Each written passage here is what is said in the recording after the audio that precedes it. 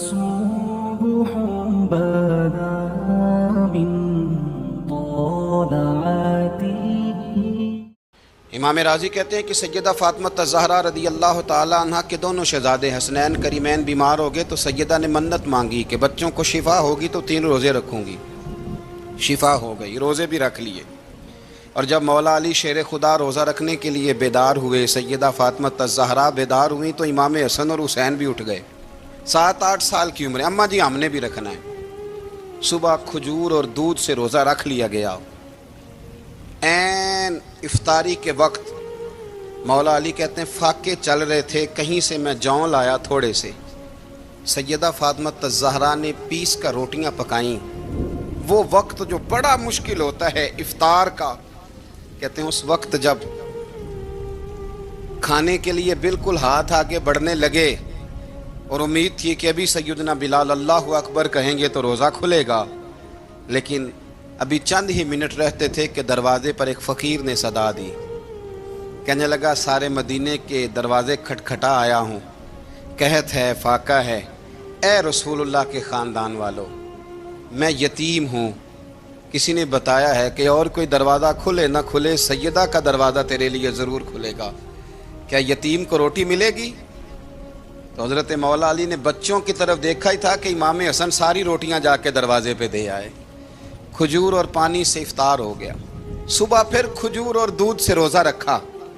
امام راضی کہتے ہیں عین وہ وقت جب افطار کا ٹائم آیا تو پھر دروازے پہ کسی نے صدا دی. کہا اے رسول اللہ کے خاندان والوں، میں مسکین ہوں، رات سے روٹی کھائی ہے، نہ صبح کھا سکا نہ دوپہر. کسی نے بتایا ہے کہ اس دروازے سے خالی کوئی نہیں جاتا. امام حسن نے پھر سارا لنگر اٹھایا اور پھر جا کے دے دیا. تیسرا دن پھر ہوا. مجھے لگتا ہے کہ جب افطار کا ٹائم آیا ہوگا نا تو یہ خود ہی سارے دروازے پہ دیکھتے ہوں گے، یہ کوئی آیا نہیں لینے والا ابھی تک. لگتا ہے کہ نظریں دروازے پہ تھیں. عین افطار کے وقت 3 روٹیاں جب جوں کی پک کے آئی تو ایک بھکاری نے صدا دی. کہنے لگا میں قیدی ہوں، آج ہی قید سے رہائی ملی ہے، پہلے دن کسی کے دروازے پہ صدا ملی ہے، دی ہے روٹی ملے گی. امام حسن وہ کھانا دے کے واپس لوٹے. کھجور اور پانی سے افطار ہوا اور جیسے ہی مسجد نبوی میں تینوں باپ بیٹا نماز پڑھنے گئے تو مولا علی کہتے مجھے بتانا نہیں پڑا. رسول کریم نے میری طرف دیکھ کے فرمایا علی تیرا، فاطمہ کا، حسن اور حسین کا 3 دن والا عمل خدا کو بھی بڑا پسند آیا ہے اور محمد مصطفیٰ کو بھی بڑا پسند آیا، بڑا پسندیدہ عمل. میں کہتا ہوں کہ حضرت فاطمہ نے نا ان کی تربیت پہلے ہی کر دی تھی 3 دن بغیر افطار کے روزہ رکھنے کی. وہ ٹریننگ گھر سے ہو چکی تھی. اب میدان کربلا میں 3 دن بھوکا پیاسا رہنا ان کے لیے مشکل نہیں تھا.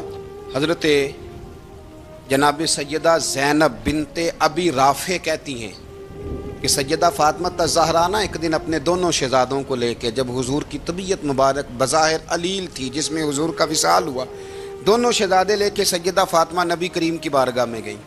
کہنے لگی یا رسول اللہ میرے بچوں کو کچھ دیجئے. سیدہ پاک تو حضور اٹھ کے بیٹھ گئے.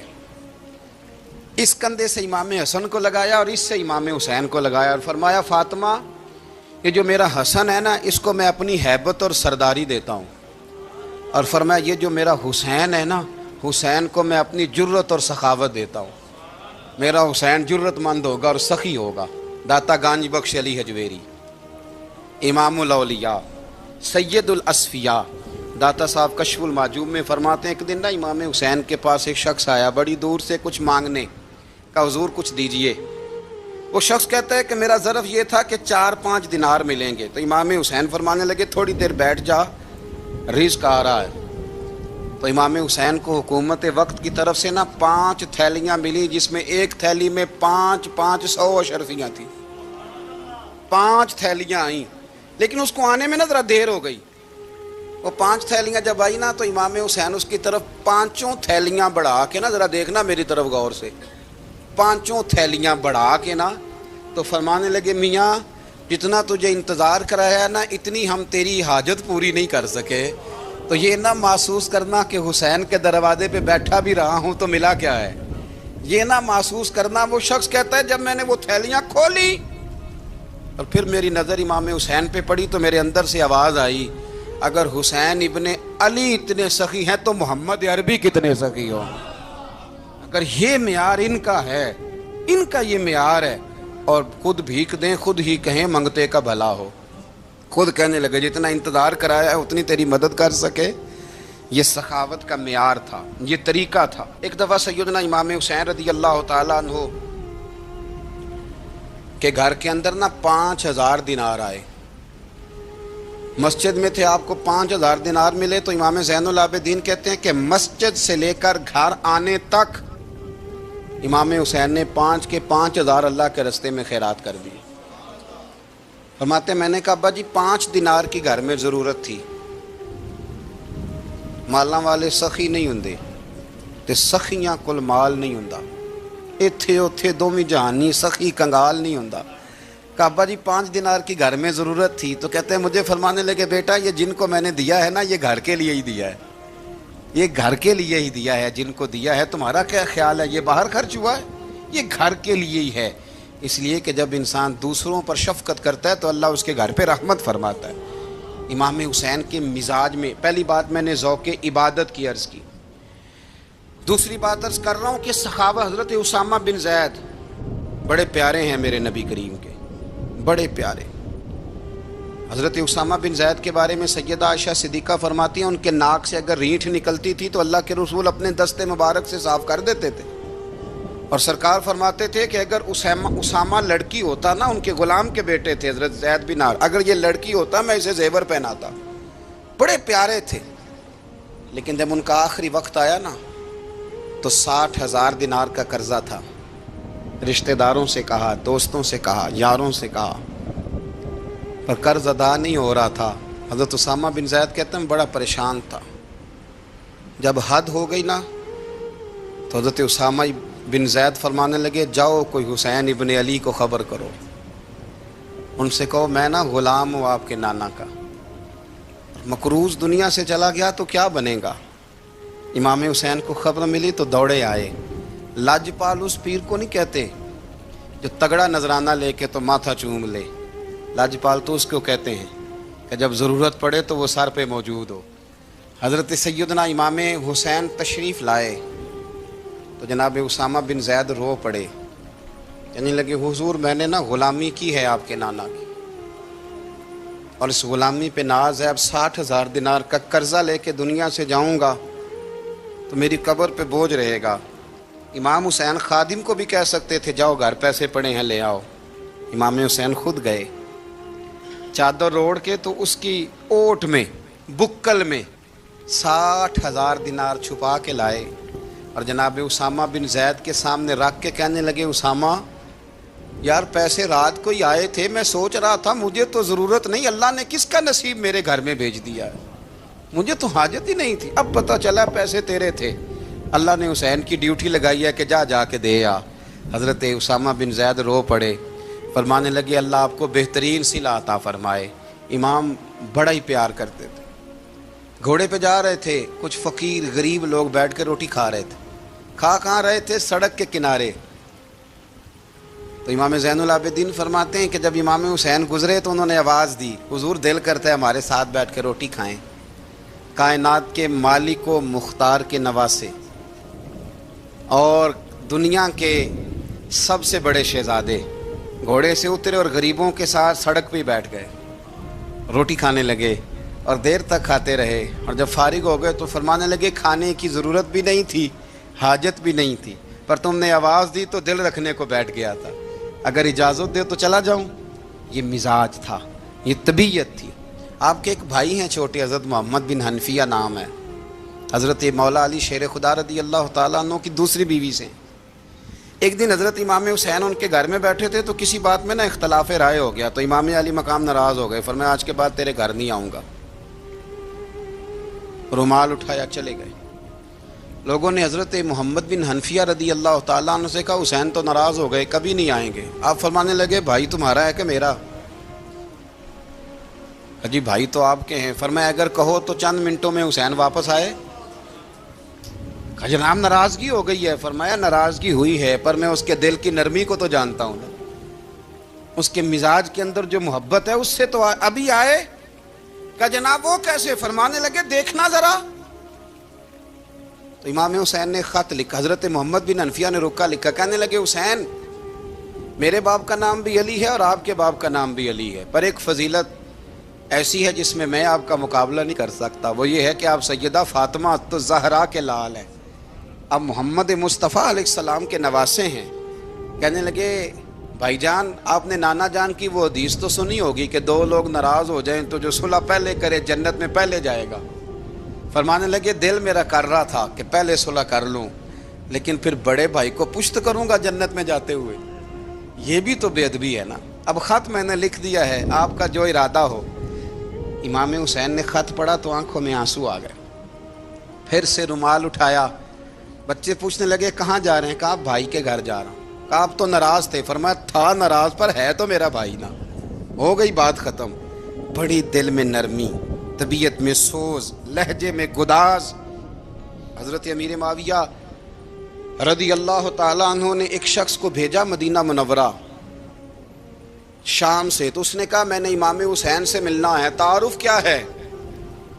جناب امیر معاویہ فرمانے لگے مسجد نبوی میں جانا جس کے گرد لوگ سب سے زیادہ ادب سے بیٹھے ہوں اور جس کی باتیں سب سے زیادہ میٹھی ہوں اور جس کی نظریں سب سے زیادہ جھکی ہوں اور جس کے چہرے پر تمہیں سب سے زیادہ وقار نظر آئے وہی علی کے بیٹے حسین ہوں گے.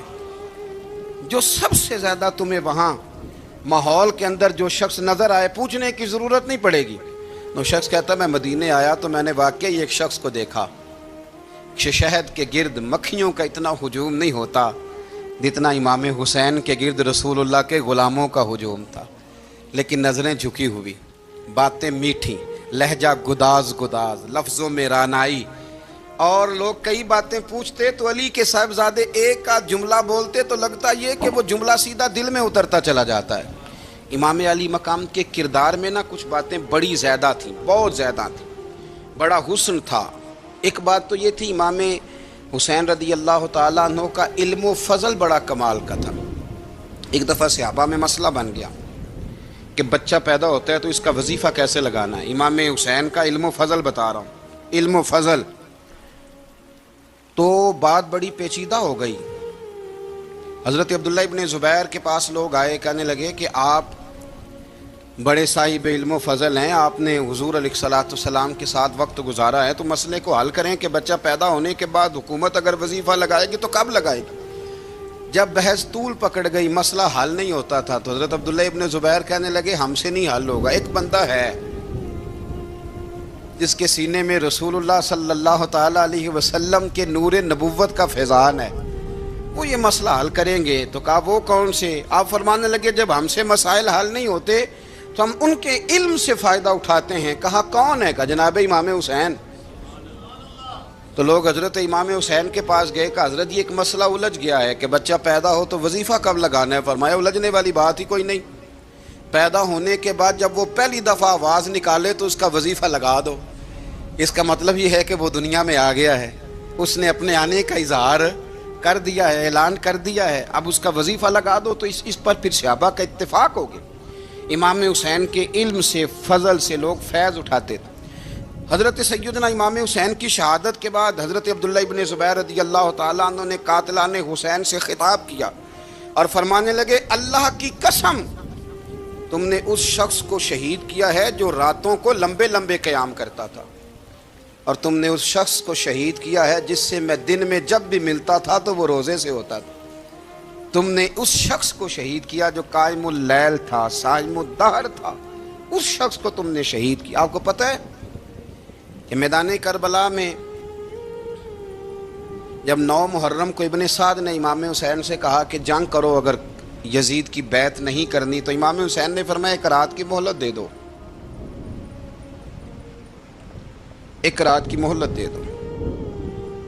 حضرت امام زین العابدین کہتے ہیں میں نے اپنے والد گرامی سے عرض کی کہ ابا جی آپ جہاد سے دور جانے والے تو ہیں نہیں، آپ تو جہاد سے پیار کرنے والے، اور یہ بھی پتہ ہے مجھے کہ یہ جنگ اب ہو کے رہے گی، تو ایک رات کی مہلت لینے کا معنی کیا ہے؟ بھئی کل بھی لڑنا ہے اور رات بھی لڑنا ہے، تو ابا جی ایک رات کی مہلت. تو سیدنا امام حسین رضی اللہ تعالیٰ عنہ فرمانے لگے بیٹا رات کی مہلت اس لیے لی ہے کہ میں آج رات کھل کے اپنے رب کی عبادت کر لوں، میں استغفار کر لوں، میں لمبے سجدے کروں۔ اور کہا زین العابدین تو جانتا ہے نا کہ مجھے نماز سے، تلاوت سے، دعا سے اور استغفار سے بڑا پیار ہے۔ رسول کریم علیہ السلام نے فرمایا، جامع ترمذی میں موجود ہے، فرمایا میں جا رہا ہوں پر تمہیں دو بڑی بھاری بڑی وزنی چیزیں دے کے جا رہا ہوں۔ صحیح ستہ کی روایت، دو وزنی چیزیں تمہارے بیچ چھوڑ کے جا رہا ہوں، اگر ان کو تھام کے رہو گے تو کبھی گمراہی تمہارے پاس نہیں آئے گی۔ یا رسول اللہ وہ کون کون سی؟ فرمایا ایک اللہ کی کتاب دے کے جا رہا ہوں اور دوسرا اپنا خاندان دے کے جا رہا ہوں۔ اگر اہل بیت نبوت کو تھامے رہو گے، ہمارے بزرگوں نے لکھا ہے کہ یہ جو حضور نے کتاب اللہ اور پھر اپنی اہل بیت کا تذکرہ فرمایا تو اس کا مطلب یہ ہے کہ تھیوری دیکھنی ہوئی تو قرآن دیکھنا، اور پریکٹیکل دیکھنا ہوا تو علی اور فاطمہ کو دیکھنا، حسن اور حسین کو دیکھنا، ان کو دیکھنا۔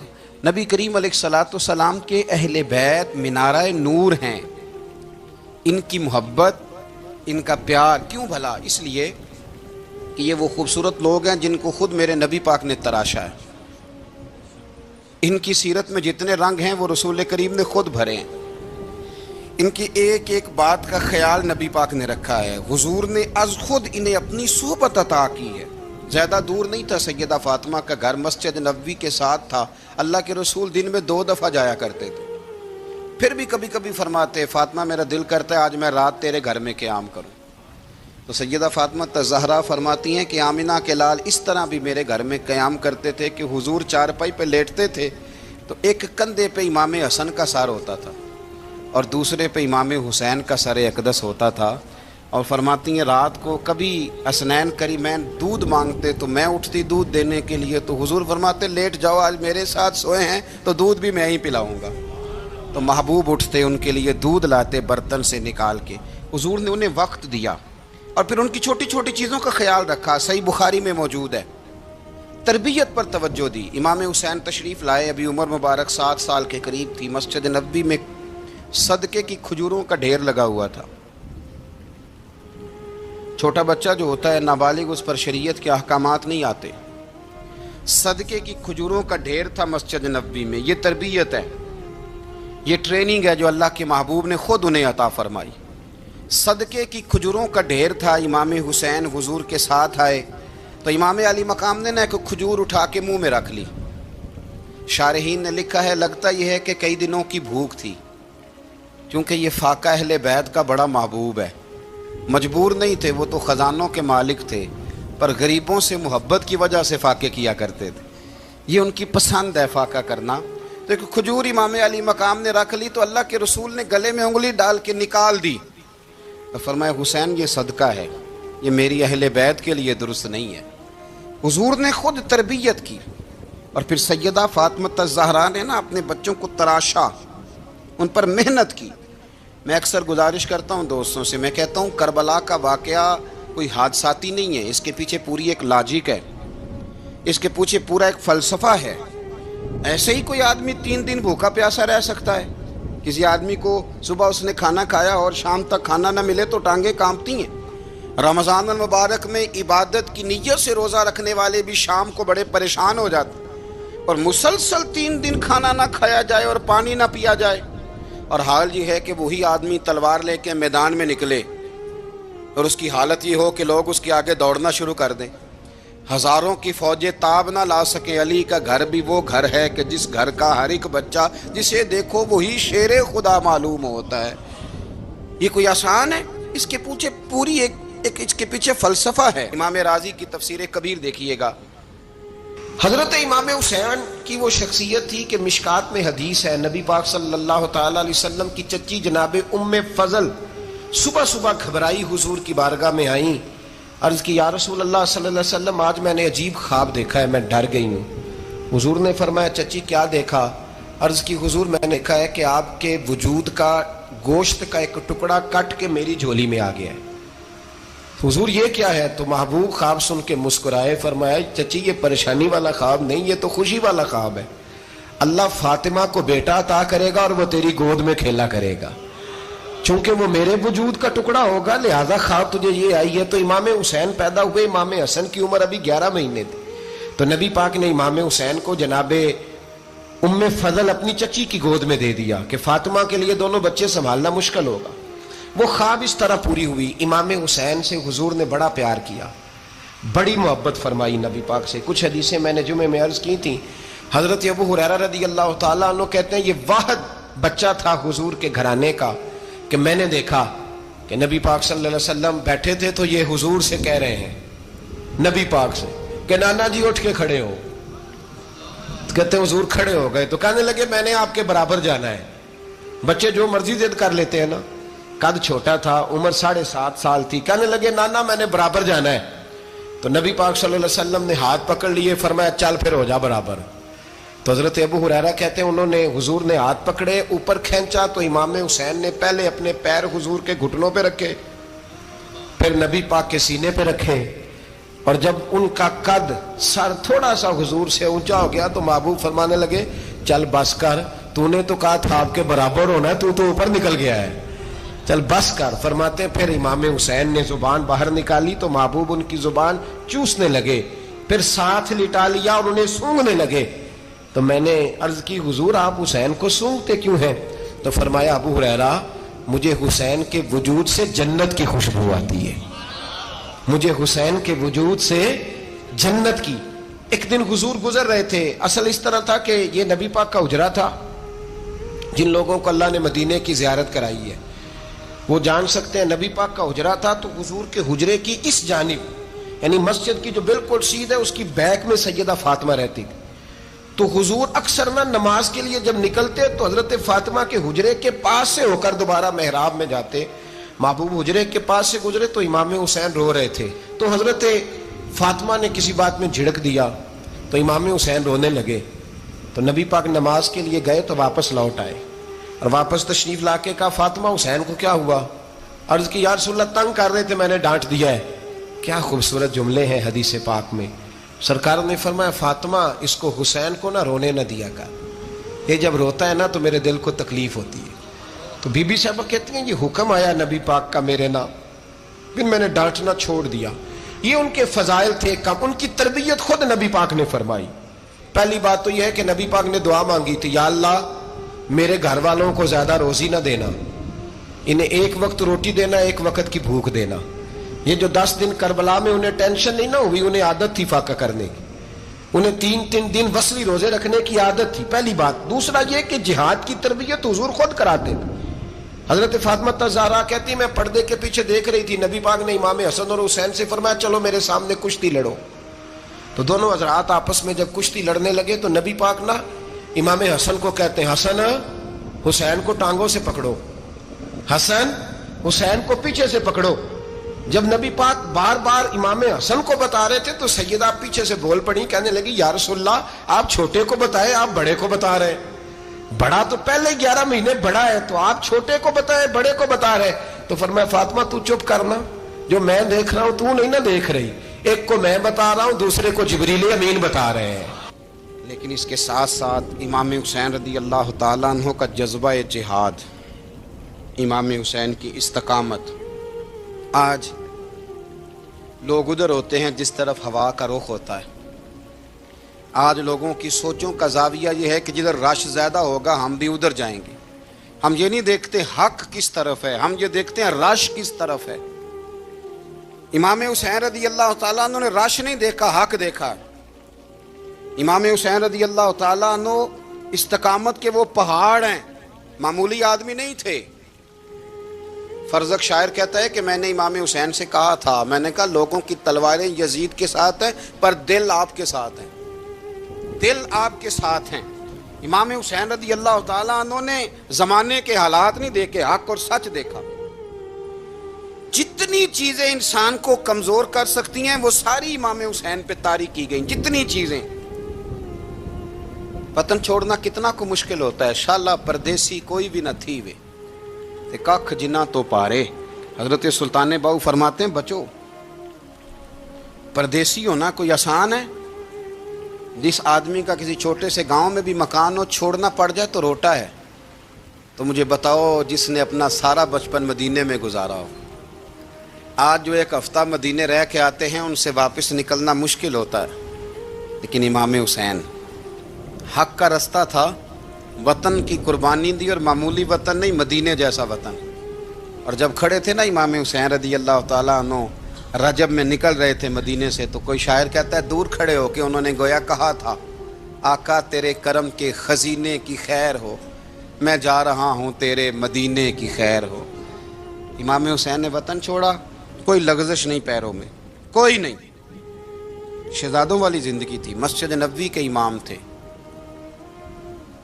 نبی کریم علیہ السلام کے روضہ اطہر پر تشریف رکھتے تھے، زمانہ حیا کرتا تھا، شان و شوکت تھی، پر حق کے لیے چھوڑا، نکل کر خانقاہوں سے ادا کر رسم شبیری.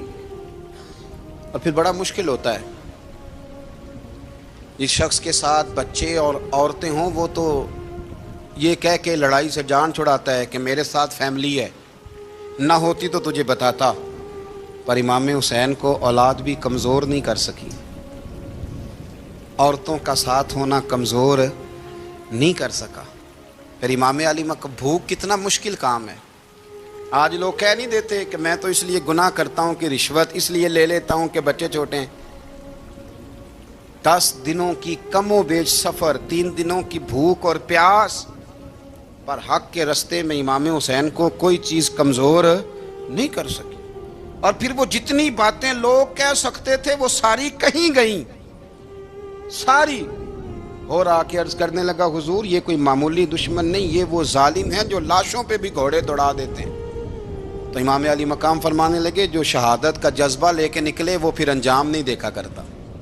وہ انجام، وہ جتنی چیزیں جو استقامت کے رستے میں آ سکتی ہیں وہ ساری چیزیں رستے میں آئیں، پر امام علی مقام نے کسی چیز کی پرواہ نہیں کی. آج کا مسئلہ یہ ہے کہ آج لوگوں میں استقامت نہیں ہے. رات کو کچھ ہوتے ہیں، سویرے کچھ ہوتے ہیں، دوپہر کو کچھ ہوتے ہیں، شام کو کچھ ہوتے ہیں. ہمارا کل انداز تکلم کچھ اور ہوتا ہے، صبح کچھ اور ہوتا ہے.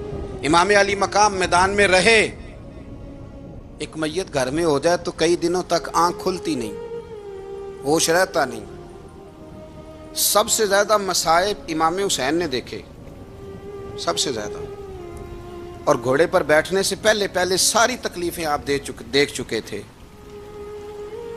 باپ کا جنازہ اٹھانا آسان ہوتا ہے، بیٹے کا جنازہ اٹھانا بڑا مشکل ہوتا ہے. پر امام حسین نے بیٹوں کے جنازے اٹھائے. حضرت علی اصغر کی لاش کو امام حسین نے اپنے دست مبارک سے دفن کیا. اور جناب علی اکبر کی میت کو جب آپ اٹھا کے لا رہے تھے تو سیدہ زینب فرماتی ہیں کہ مجھے یوں کبھی لگتا تھا حسین کا قد بڑا ہے اور کبھی لگتا تھا علی اکبر کا قد بڑا ہے. اور فرماتی ہیں کہ پھر حضرت قاسم بن حسن کو بھی وہ اٹھا کے لائے، اور جناب عباس کے وجود سے الگ ہونے والے بازو انہوں نے لا کے حضرت عباس کے وجود کے ساتھ بھی رکھے. انہوں نے یہ سارا منظر دیکھا. لیکن جب حسین ابن علی اپنی دفعہ گھوڑے پہ سوار ہوئے تو لگتا یہ تھا کہ ان سے زیادہ بہادر کوئی نہیں. ایک جملہ بھی یزیدی فوج کے سامنے امام حسین نے کمزور نہیں کہا، ایک جملہ بھی، ایک فکرہ بھی کچا نہیں بولا، کہیں بھی کوئی منت نہیں کی، کسی جگہ بھی ان کے پائے استقلال میں کوئی لغزش نہیں آئی. جب لوگوں کو پتہ چل جائے کہ اب سامنے موت ہی موت ہے، سوائے اس کے چارہ کچھ بھی نہیں، تو بہت ساری رخصت اور اجازت تو دین بھی دیتا ہے. پر امام حسین کسی جگہ کسی رخصت پر عمل کرتے نظر نہیں آتے.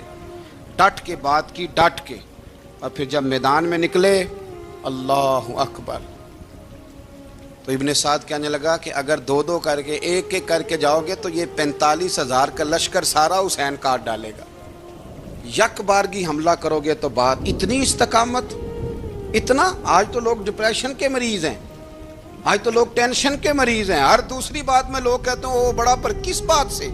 مطلب کیا آپ نے زندگی میں صرف جاب نہیں مل رہی، صرف بیماری آ گئی، صرف خرچہ نہیں گھر میں بڑا، کس بات کا ڈپریشن؟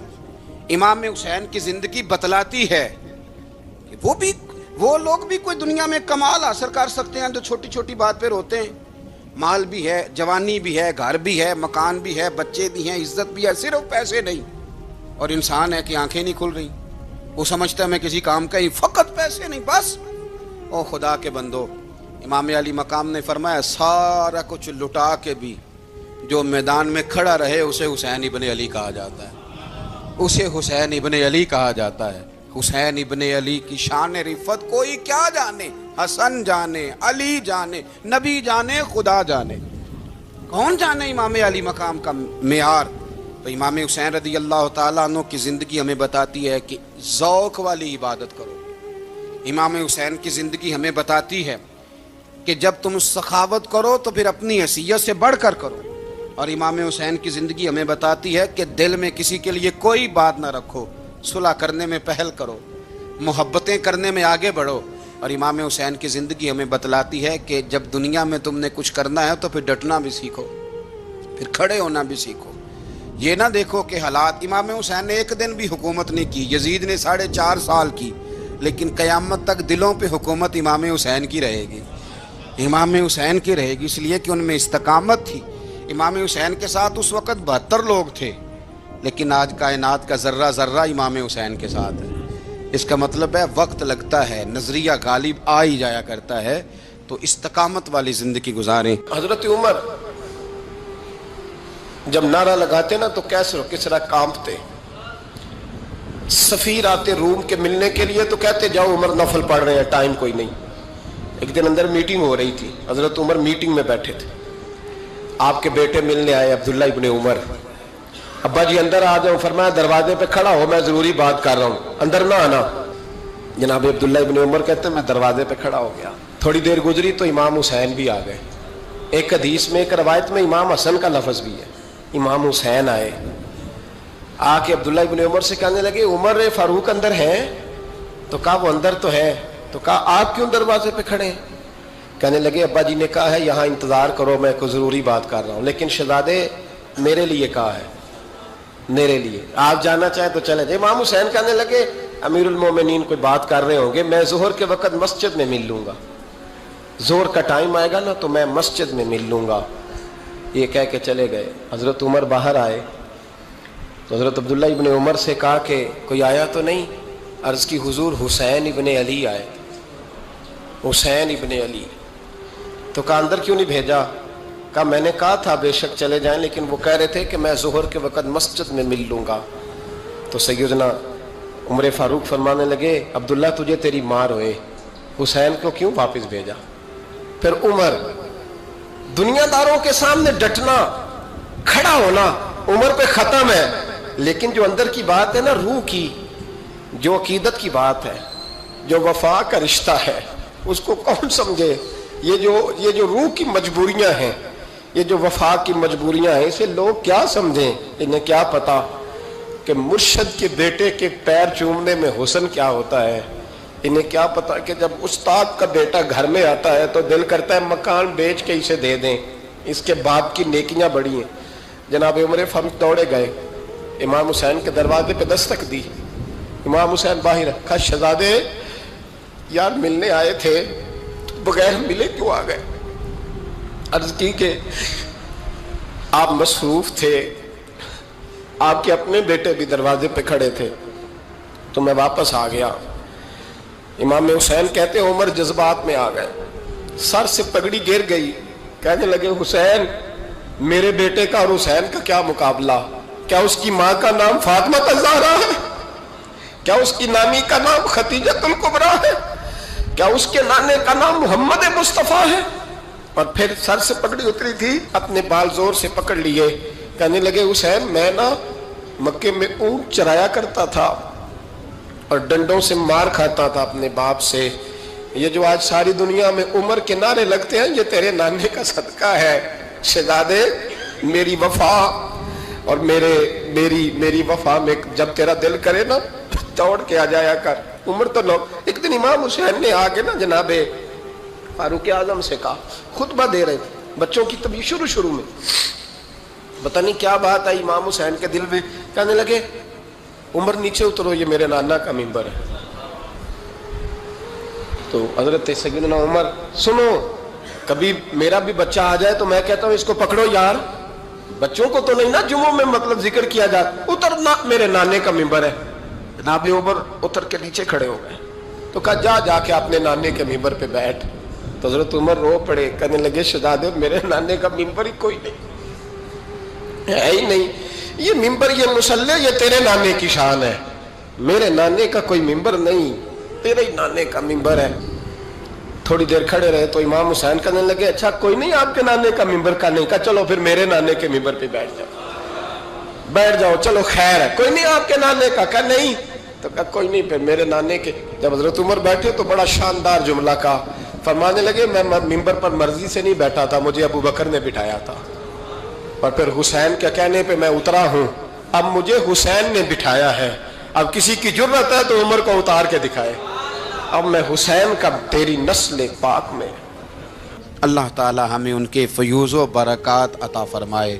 آخر دعوانا ان الحمدللہ رب العالمین۔ اللہم صلی علی سیدنا و مولانا محمد، اللہم صلی علی سیدنا و مولانا محمد۔ اللہ کے شیر ہے در کرار پر درود، اللہ کے شیر ہے در کرار پر درود، اللہ کے شیر ہے در کرار پر درود۔ حضرت حسن حسین کے کردار پر درود، اللہم صلی علی سیدنا و مولانا محمد وعلی سیدنا علی و سیدتنا فاطمہ و سیدتنا زینب و سیدنا حسن و سیدنا حسین وعلی آلہ وصحبہ وبارک وسلم۔ زینب کی بارگاہ میں